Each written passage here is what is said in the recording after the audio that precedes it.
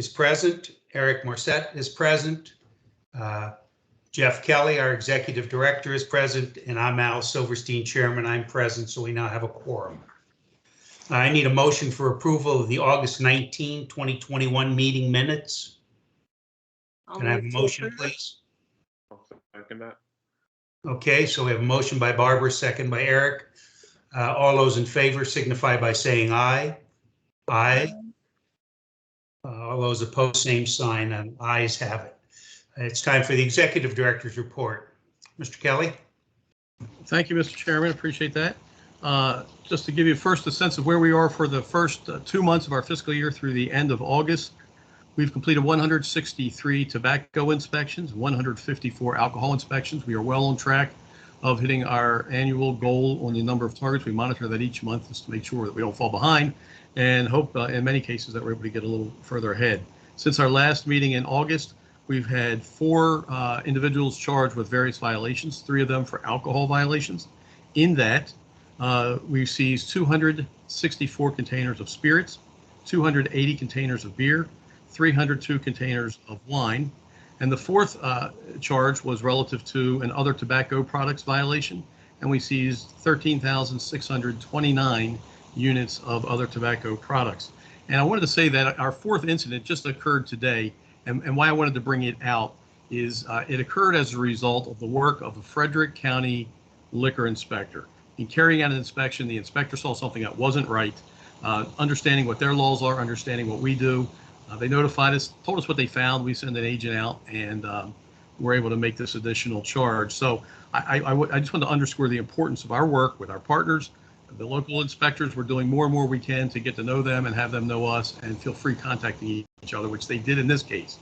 So notifications were great. We're able to close out another case and further enforce, as we should, the alcohol violations with our friends. So I'm really thrilled with that, and we're going to continue doing more of that as we move forward. I'd like to move on next, if I might, while I'm here for our personnel update. Just 2 brief issues. The first issue is the management associate we've been talking about for some time, who will be working for the Field Enforcement Division, but will also be dedicated to providing logistical services to the commission and the commissioners.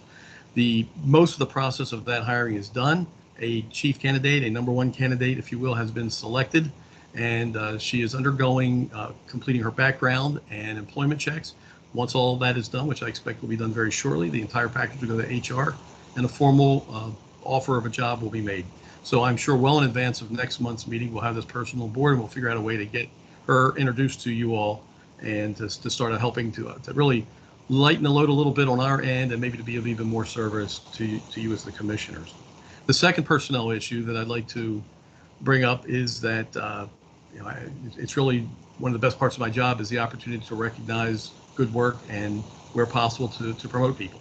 And we have a vacancy in our Field Enforcement Division, specifically for our Field Enforcement Division Director. I've nominated William George, but he goes by Bill. I've nominated Bill George for this position. He's got 41 plus years of service in law enforcement, 20 years with Anne Arundel County Police, where he did a whole lot of things that, unknowing to him, prepared him perfectly for the job with the Comptroller's Office and now the Alcohol and Tobacco Commission. And Bill's been with the Comptroller and Alcohol and Tobacco Commission now for combined over 21 years. He's risen literally from the ranks coming in as entry level, and then taking all the supervisor positions in between. And today I'm very proud and happy to have the opportunity to nominate him to be the Director of the Field Enforcement Division. I would ask Mr. Chairman if I could receive advice from the commissioners supporting that nomination, or indicating concerns as well. But I'd ask if it's your will right now that we could perhaps address that and move forward if it is your will. Well, first of all, I had the opportunity yesterday to be in the office and meet with Bill, as well as Mr. Kelly and some of the other staff, looking at his resume and having an opportunity to talk with him. I think he's an excellent candidate. Mr. Morset, Ms. Wall, do you have any comments you'd like to make? Appreciate the opportunity to have for this meeting to also talk about this nomination and talk about this candidate and speak with him, and I'm very confident. I would agree. I am happy with what we've seen and what we've been presented with on this case. That being said, I take a motion to appoint the new appointment for Director for Field Enforcement Division would be William F. George Jr., also known as Bill, for that position. Need a motion, please? Eric? Any I'll second it. For second, we have a motion second. All those in favor signify by saying aye. Aye. Motion passes. Thank you, Mr. Kelly. Thank you, Mr. Chairman, and congratulations, Bill. Okay, Department of Health is our next item. Great. Hi there. My name is Brooke Torton. I am the managing director of the Legal Resource Center for Public Health Policy. We are located at the University of Maryland School of Law, but we're funded by the Maryland Department of Health, so here in partnership with the Maryland Department of Health. I did throw together a few slides. If I sent them to Barbara, but I'm unable to share my screen because I'm not technically a presenter. So if we're able to put those up, great. If not, I can proceed without them in front of me. It's okay if they're not. If it's not easily accessible, I'm happy to move forward. I just wanted to.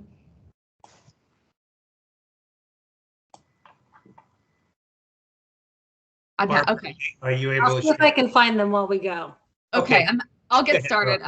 I'm just going to speak for about like 5 or 7 minutes here on an update from the FDA, and this is related to strictly, I'm talking about tobacco products here, about the pre-market tobacco product application process.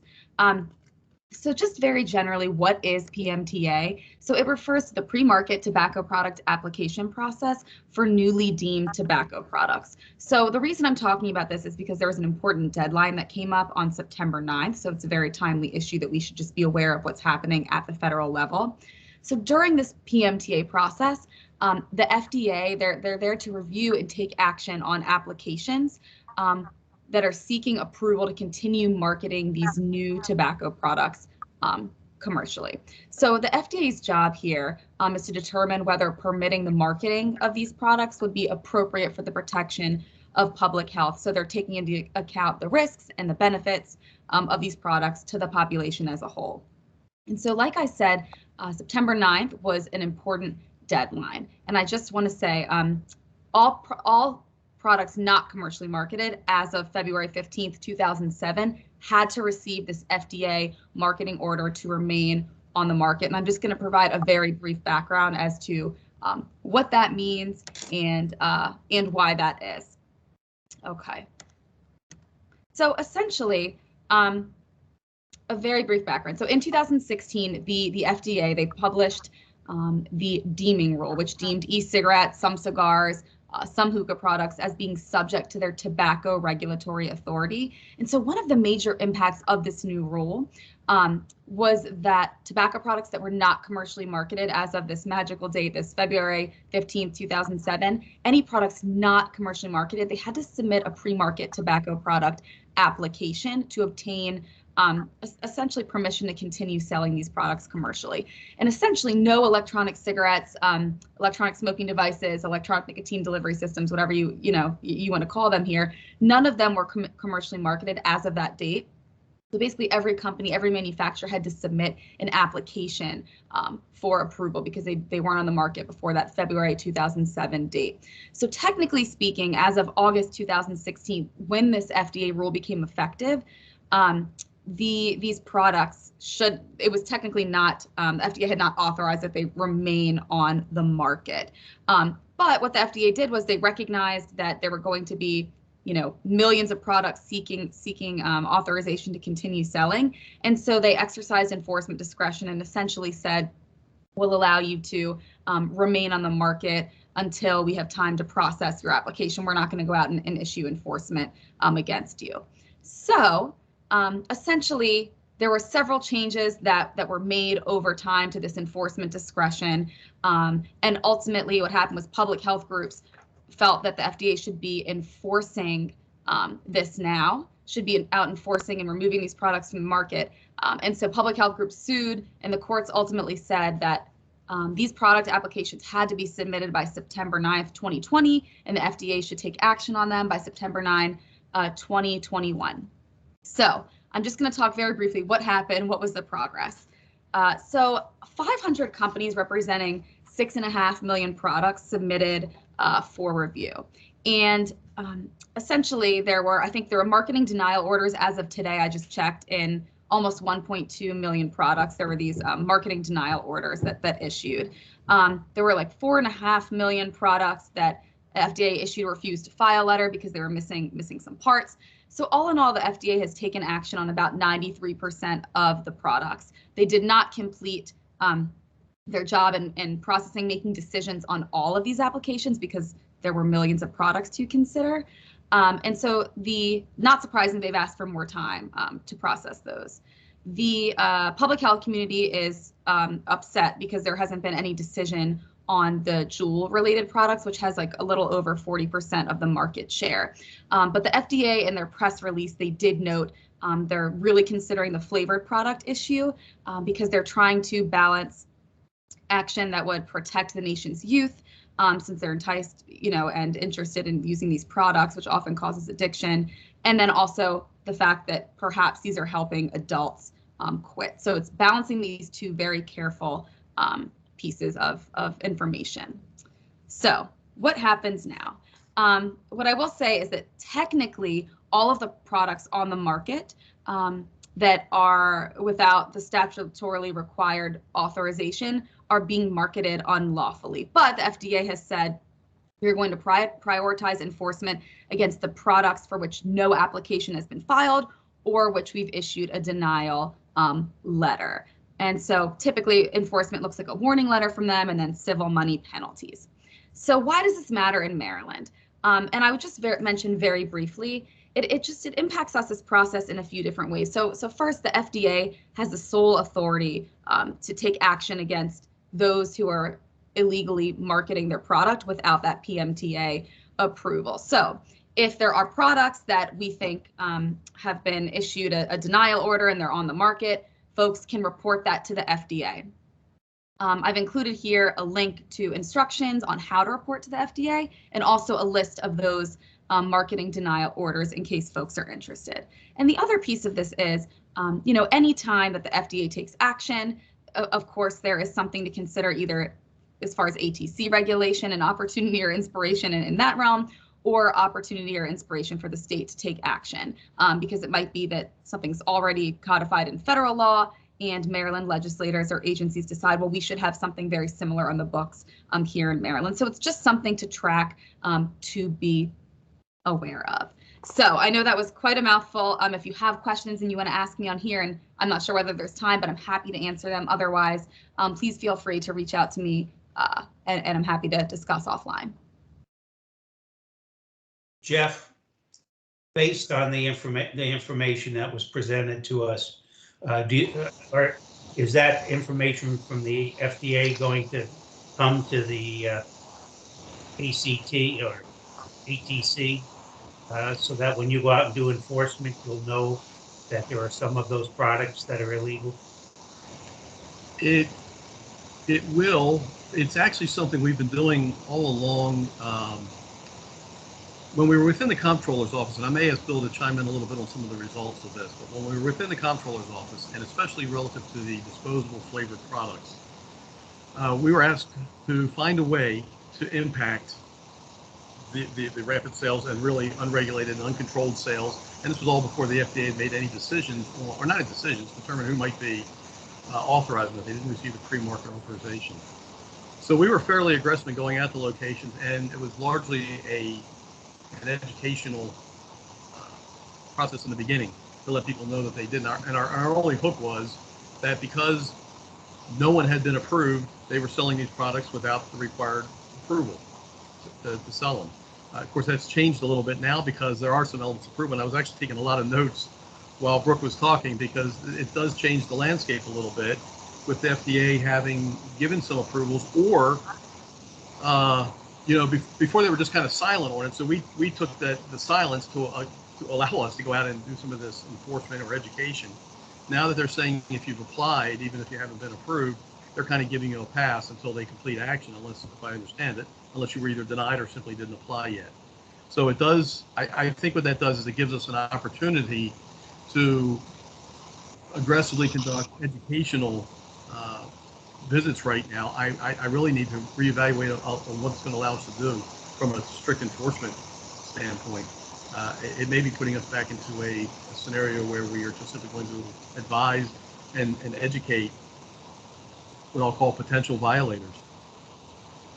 It's not, to me, it's just not quite as easy as it was before when it was very simple. You either had the authorization or you didn't. Mhm. And it's a little bit different than that today. Thank you. Sure. Anybody else have any questions? I have a quick question, and it might just help, like, I guess on the enforcement side as well. Is there just an approved list of like products that are not even approved list, I guess, a list of pending, of products that are pending or have been like affirmatively approved that can be like made available to retailers, or? Yeah, so Like, I think it's constantly changing since the FDA is working their way through this insane list. But the link that I have does indicate which products have had marketing denial orders. None have actually been approved yet. They've either been denied or they've just been refused to file because companies are missing relevant pieces of the application. So I think it could certainly be made available to retailers, but it is a constantly changing list, and it's very long because there were, the 6.5 million products that they're currently considering. If I could, that's a great question and a great answer, and it's also a great problem for us. We have a directory, a list, if you will, of cigarettes that are allowed to be sold in the state. So, and that changes all the time. The Attorney General's office maintains it, and they publish it, and they send it to us individually. They send it to all of our agents individually, even. So we have a great list to work off of that's constantly changing. In the world of OTP, and now I'll say in the world of the electronic smoking devices, products keep changing, especially in OTP. If they give us a list today, the chemist will change a makeup of something somehow tomorrow to make the product slightly different. And we're always behind this. What did happen for us last year, I think it was the General Assembly broadened the definition a little bit, got off of some of the real hard limitations and definitions of what other tobacco products and other, just generally speaking, tobacco products are, which allows us to autonomically expand what's available. But to identify it by a list, I'd love to have that. It would make it so easy for us, but it's a tall order. It's really hard. I don't know if we could get. I'd love to get to the point where we could. I just don't know that we could. And I would just emphasize too, I don't know that the landscape has really changed significantly as of the September 9th date, simply because the FDA has been doing this since 2016. They've been exercising this enforcement discretion, saying as long as you're getting your application in on time, even though technically your product's not being marketed legally, we're not going to do anything about it. So it's like more of the same until they get these remaining 7% of the applications processed and until they decide on them. One last question, which is probably not answerable right now anyway. Are there any other best practices by other states in terms of how they're dealing with these kinds of, because I assume like states are not interested in federal preemption anyway in terms of the way to like enforce some of these kind of their own kind of concerns related to this product. Are there any best practices that we should just be mindful of that other states have taken on board related to this product set? Yeah, I think the few that occur to me, and I think some of this might be happening in other states, is just the constant referral to the FDA if there's a product that we know is being sold that shouldn't be, and the FDA comes in. The other thing I can say is there would be some authority at the state level, potentially the ATC, that if we know that these retailers are selling these products, the specific ones that have been denied, and they're continuing to sell them, there may be authority there for the ATC to take action under their licensing authority because the retailer is fraudulently using their license to sell products that they know, even though it's not the ATC taking authority to say these are illegal, we know that you are violating the federal law. So here in Maryland, because we have broad authority here to take action on the licensee for acting in a fraudulent way, like under that authority, there might be action. I think there is some of that happening in other states. And we know as well, when we saw, this is Dawn, for anybody who's not on camera, hi.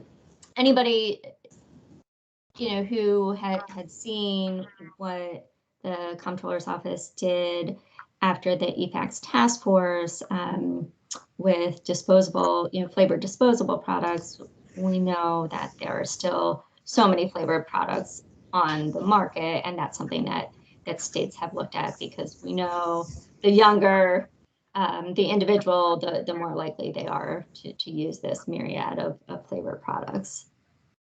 Yeah, I think that that the bulletin back in, I guess, the winter of 2020 that was exercised by the Office of the Comptroller, that's a great example of how they used that authority, in that case, that broad brush provision.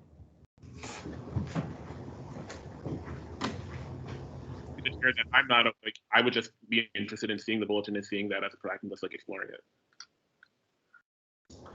Hey guys, I am patching Betty Buck, and she was unable to connect by Teams, but she's here by voice now. Hey, buddy.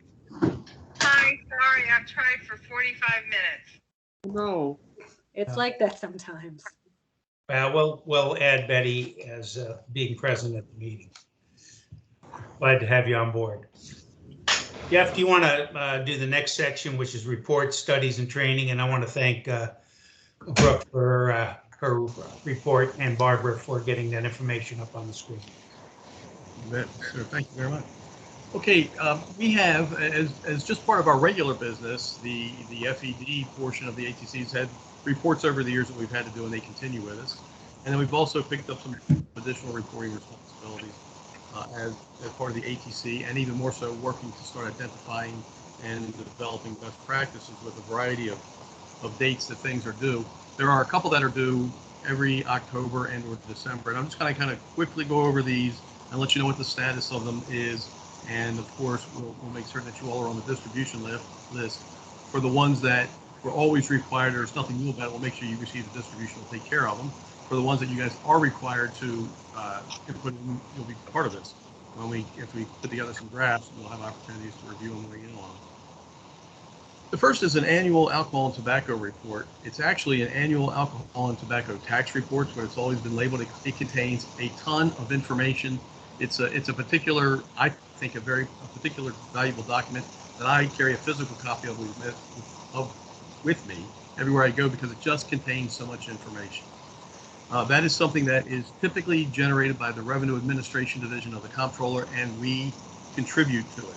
So it's a very broad, detailed report, or actually a compilation of a whole bunch of different reports. That is on schedule to be completed October. I'll make sure you get a copy of that. As I said, it's really just a great place to look when you have a question. It's succinct. I mean, it might be 40 pages or 50 pages long, but it's succinct, and it's just data, filled with data that you're going to be able to quickly identify and use. That should be out on time in October. We've contributed significant information to that.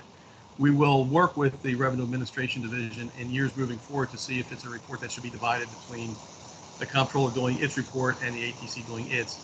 I can just tell you, as a user of the report for the last, 14 plus years, I would hate to see it break apart somehow. It's just a good combined report, but if we have to do that, we're prepared. The brewery production report is a report that came out a few years ago. I'm sorry, Jeff. Yes, sir. Don't you have the alcohol and tobacco annual report first? No, that's one I was just talking about. Oh, I'm sorry, I misunderstood you. Yeah, no, that's okay. I'm sorry. That's a combined report with us and the Revenue Administration Division that we are on task of completing by October. It's one that we contribute to. I was just mentioning, we contribute to it every year with significant data. It's put together, ultimately finished by the Revenue Administration Division, and then distributed from there. The next one I had, got, BI had, it was the alcohol and tobacco annual report, December 1. Oh, I'm sorry. Well, you know what? It may have changed to December 1, and if that's the case, then I'm thankful for that. And my copy of the agenda, I probably have an old draft. It doesn't have my dates on it, so it's throwing me off a little bit. Thank you for the reprieve. We'll definitely have it done by then. I think we may have it done by October. We'll definitely have it done by then. Okay, and then the next one is brewery that you were talking about. Again, I don't have any of my due dates on this, so I apologize. But the brewery production report is one that came out a couple of years ago. And the reason it exists is our Maryland breweries, based on the amount that they produce and based on the amount that they sell out of their tap rooms or that kind of thing, provides them with certain privileges or end certain privileges for them. So they're required to report to us the production amounts, which then we send on to the General Assembly, and which the General Assembly said we can include as part of this broader. I think they too see the value of this one very comprehensive report. So they said rather than send it separately, we may include that with the annual alcohol and tobacco tax report, a much broader report, which we are doing. We've already sent our information in for that. But the purpose of that is to tell us, well, one, to give us an idea how much production there is of all of our classes of brewers in the state. But then also, some brewers, are specifically our Class 5 brewers, and a Class 5 brewer, I'll say, think of Anheuser-Busch.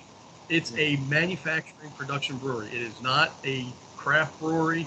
They produce, typically it's not that, although they may be producing craft beer. It's typically the larger quantities. Typically, they're not restaurants affiliated with them. They're not located on a farm. They just make beer. It could be a craft beer, but they just make beer. They're allowed to sell the beer that they make out of a tap room, so they operate almost like a tavern. And the way they do that is they go to their local jurisdiction, the local liquor board, and they ask for some type of a permit from that board that allows them to act as a tavern. And when granted, and it generally is, they're allowed to sell up to, for the time being, up to 5,000 barrels of beer through that tap room. But once they get to that cap, they have to stop. They can't sell it through there anymore. So they're required to report to us how much they sell, how much they make generally, and how much do they sell through that tap room, so we know when they got to put the brakes on at the 5,000 barrel. Now, having told you that, after over 100 breweries in the state, there are very few that are selling anywhere close to 5,000 barrels. In fact, there may only be perhaps one that's selling that kind of quantity through the tap room. But nonetheless, it's a required document. We collect the data for that, and we remit it for this. And we've already collected our data and have submitted that for this comprehensive report. Do you have the underage tobacco enforcement next? Yes. Okay, thank you. That is one the General Assembly a few years ago. This is not one that is necessarily something we're directly involved in, but for probably good reasons, the General Assembly thought that the comptroller, now we would say the ATC, should collect this data and report it. So what we do is we collect data from all of the local jurisdictions about the efforts that they put into, I guess, compliance checks and combating underage, and now when I say underage, I mean under 21, consumption and purchase of alcohol tobacco products. So oftentimes what happens is, and almost always what happens is, our local jurisdictions, their health departments or other areas will send in underage consumers that attempt to make a purchase. When they make a purchase, and then perhaps there's a second violation with it as well, and at least one of them results in some finding that an illegal sale was made. Many times those jurisdictions will send forward that to us, will forward that case to us with a request that we hold a hearing. And this goes back to, I think Brooke was mentioning earlier, maybe Dawn was mentioning it, I think Brooke started it, the idea that we can hold hearings against the license itself, not against the individual who made the sale, that's already taken care of, against the license itself, to determine if that license is being used in a fraudulent manner to get tobacco products in the hands of underage consumers. So last year we held very few hearings, and probably did none, quite frankly, because there was no compliance checks being done. There just wasn't any data. All of this is started by the local jurisdiction and then followed up with by the ATC now. But in any event, this report takes all of the local jurisdictions' information. We take all of that, collate it, and then we also add our information based on the hearings we hold, create a report. To give you a sense of its length, it's usually about 4 or 5 pages long. It's not terribly long. It's just filled with meat and potatoes, what came in from the local jurisdiction, what were the results, what did the ATC do now as a result of the hearing, and then that's forwarded on to the General Assembly. That is, I think that one is due October, maybe October 1st. That's in the final stages now. It'll be done. It's in the final stages. The draft is out. It's in the final stages of review before it's published. But it's one that was mandated by the General Assembly several years back. Yeah, and that report almost serves as a companion to a report that the Department of Health is required to submit. The department funds every local jurisdiction for retail education and compliance check and enforcement efforts. So as the local health departments run those programs, they report to us how they spend the funds and their educational enforcement efforts, and then that serves as a companion to what gets submitted to the ATC. It might be nice at some point if they could be combined again, kind of like the alcohol and tobacco tax report is. If it's comprehensive enough to put it all together, if we can do that, that might be a valuable document. And part of the reason we created this on our agenda is Commissioner Wall last month suggested that we put things that the commission is responsible for front and center, so that you're always aware of it. I think it's a great idea. So that's why they're here. I'm saying that as my excuse now for telling you why we haven't done some things yet as well, but that it's a good idea to have it on the agenda. Moving to best practices, there are several areas or several, I guess, areas or categories that we are instructed to try to develop best practices for. Things like helping local jurisdictions determine what their budgets might be, trying to figure out ways to ensure that the alcohol awareness is, so the people who are alcohol aware trained are part of the sufficient staffing of some of the locations that are involved in retail sales. Things like that. There are no due dates on these. It's just things that we have to do. We will keep you up to date as we start to move on, quite frankly, and to be completely honest with you, that stuff is not a high priority for us right now because it doesn't have a due date, and we're not filled yet, staff, to get all this done. We are in the process of all that, and as you're learning through our bringing on this management associate, our process for hiring is somewhat drawn out. It's just by its operation. But once we get staff here, we'll be getting work on these items as well. But we don't have a due date on them yet, so we'll update you monthly as we go on and let you know what our progress is. Periodic training and information advisories. One of the mandates of the commission is to provide training to all the other alcohol enforcers across the state, to the liquor boards, to the inspectors. It's to try and find a way of best practice, if you will, for training liquor board inspectors across the state. We've always done something of that anyway, perhaps not in a formal manner like this, but we would try to hold sessions annually. We weren't always getting it in every year, but we try to do it annually where we bring the inspectors down to Annapolis, get a big room, put together practical work, put together different courses of instruction to try and train them, provide some training for them. Every year when the Maryland Alcohol Licensing Association meets, which I'm a part of, we provide some training at that conference every year as well. So we've always done something. Well, now we're just stepping up and making it, because it is one of our mandates, we're making it one of our front and center things to do. So one of the ways we're doing it is by putting out advisories. We don't put them, we're not saying they're done monthly, quarterly, we're just saying we put them out as appropriate. You may find them once a month, you may find several a month, you might find it every other month. It depends on what the topic and what's happening. Just to give an example, we put out our fourth one just recently. We put one out about the tobacco products that we found and reported on last month. A really weird chopped up tobacco that was being done in someone's house and counterfeit product being sold. We put together one to let our local tobacco industry that tunes in and our health departments know what's out there, and also with our liquor inspectors in mind. They're in places that sell tobacco products as well. So we thought if they're trained to know what to look for, if they take 10 or 15 minutes and just take a glance, they might find something that looks weird and let us know, and we can come in and follow up on it. So we've been putting these advisories together. The most recent one is for our applicants, or more accurately, for our people who are renewing permits, which is coming up at the end of next month. Permits expire, new ones have to be issued.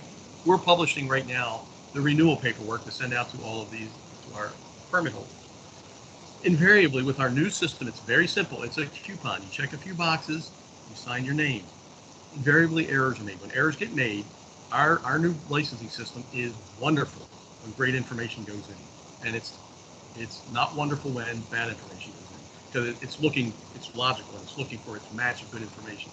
When bad information comes in, and there's not a whole lot of areas for it to go bad, it creates a lot of problems for us, a lot of delays for our permit holders. So we put out an advisory instructing the industry, in this case, please pay attention to these. Please only check these boxes. These are common errors we're seeing, and we hope that will minimize bad returns or bad coupons that we get back in. Will speed up our processing. But anyway, we're using this to now just to broadcast all kind of information, and our target is our health department professionals who are doing the work on the tobacco side, our liquor board professionals who are doing the work, the regulatory work on the alcohol side, and the industry, to say, hey, here's what we're looking for, here's what we expect of you, here's what we've seen. Call us and let us know. And it seems to be fairly well received right now, and we hope that it gets just bigger and bigger, that the publishing of it goes further and further. And then keeping in line with the requirement that we train our liquor board inspectors, not only are we now required to train them, but something we've always had to do is to train our sworn staff of agents who are required to go through training, Police Training Commission standards training every year. Have to go through some amount of hours. It might be 18 or 20 hours every year, mandatory, plus a few topics that outside of regular training that they require us to cover. We just completed that yesterday. And one of the things we did unique to what we do is we had a friendly retailer who's closed on Tuesdays offer his business. It's a tavern. And he said, look, I'm closed. Feel free to come up and set up a mock scenario. I'll provide actors. Some of our employees will act as actors. You come in and do what you do. Come in and do your inspection. We brought in from our property room some of what we know is contraband, illegal items. We brought it in. We planted it in a few places. And then we had our inspectors and our agents go up, like they ordinarily would do, and conduct a routine inspection. Different this time is we invited all of our jurisdictions and the inspectors and administrators to come and observe. So they all got there first. They got a sense of what was going on, and they were able to sit just feet away from what was happening and make observations. And we think it was. We're going to do a survey to see if it was valuable at all, and if it's worth doing again. But we're also going to try and figure out a way to modify it now so that they can start doing these kinds of inspections. Typically, their inspections are limited to compliance checks with underage consumers of alcohol. We're going to try to expand that a little bit and see if they're willing to look for trade practice violations and other issues, other criminal acts. And then if they make that observation, simply note the observation, back out, call us, and we'll be there quick to follow up on it. I'm not sure, but I'm hoping that this Frederick County incident that I told you about earlier was a result of the inspector from Frederick County that was there. But I will tell you, the idea of the training was widely received. We had 11 jurisdictions represented, and they sent 15 various people to attend this training as observers. As I said, we're going to try and figure out a way to make it a road show, find friendly retailers around the state who are willing to allow us during a downtime or closed time to use their facility, and we're going to solicit help on that from our local partners. We'd be happy to take this show on the road and expand it across the state.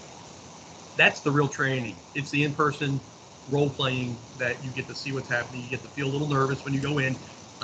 Some of our inspectors and agents who did this training, who've been doing it for years and years and years, all felt just a little nervous and a little ill at ease going in there because people are watching, and there are violations to follow. We make certain of that. But it was a very successful in-service training, and I'm hoping that we can expand this into this. So, Mr. Chairman, forgive me for the time, but it was kind of a fun event, and I wanted to spend a little time explaining it. Yeah, it's helpful for us to know what the agency's doing, what the requirements are, and how they're being met. So we appreciate that. And for everybody else that's on this call. Commissioner Poole had a couple months ago put something on, wanted us to put on about hiring a paid advisor. Unfortunately, he hasn't joined us last couple of months, and also about disparity among county liquor laws and grocery store sales. And having sat down and visited with you about our budget and how tight it is, it's probably not an appropriate time to have that conversation. But we will get with Commissioner Poole and try to flesh out what he's looking for, and when he's available, we can have that conversation if that's okay with everybody else. Unless other commission members have comment on either of those items. Mr. Chairman, if I could I'll give you the background very quickly on both of these so you can just be thinking about it. And then when Commissioner Poole's on board, we can probably wrap it up quickly. The idea of the paid advisor, specifically Commissioner Poole is thinking that perhaps there would be a need or a desire to bring Tony Hatcher back as an advisor as well because of his knowledge and experience. And in addition to not having funds for that, it's just not a funded position. We're really thin on funds. Tony's, I'm not so sure that he's available. I think he's actually in the process of taking another position right now, so I'm not so certain he's even in the market right now and available for this. The second issue, I think Commissioner Poole just didn't understand how alcohol laws work at our local level, which is to say every jurisdiction has their own rules. There are some state rules that guide generally, and each jurisdiction is allowed to do some things a little differently. That's why it's not consistent across the state. Relative to the grocery store laws, the law is grocery stores can't sell alcohol, absolute period, case closed, except where they can. And where they can are in jurisdictions where they had it before, the law was that they couldn't have them. So those grocery stores that had liquor licenses before it was illegal, which I think was maybe somewhere in the 80s, are the first in line every year to renew because they're not going to get it back if they don't renew 1 year. So they have them because they always had them. And the other exception, Mr. Chairman, is your home rule county of Talbot County that gets to do whatever they want to do because it's whatever they want to do. Because we make our own rules. That's it. So those are really the exceptions. I just want to explain them so at least you can be thinking about them and why they're on there, and just kind of allay any concern or question of what the intent is. That was that. Thank you. Okay, And thank you for the explanation. I That's the appreciate it. biggest fight you find in the legislature anytime it comes up. I imagine. Okay, new business. Does anybody have any new business? Anybody who's joined us, or commission members, or our executive director, Dawn? Anybody? Okay, if we have no new business, Betty, thank you once again for being persistent and getting on and joining us. I would take a motion for adjournment. So moved. Betty, motion. I need a second, please. I'll second. Second, Barbara. All those in favor signify by saying aye. Aye. Opposed, same sign. All right. Thank you all very much for joining us. Jeff, thank you for the work you and the agency's doing. Have a great week. Thank you all. Bye. Thank you.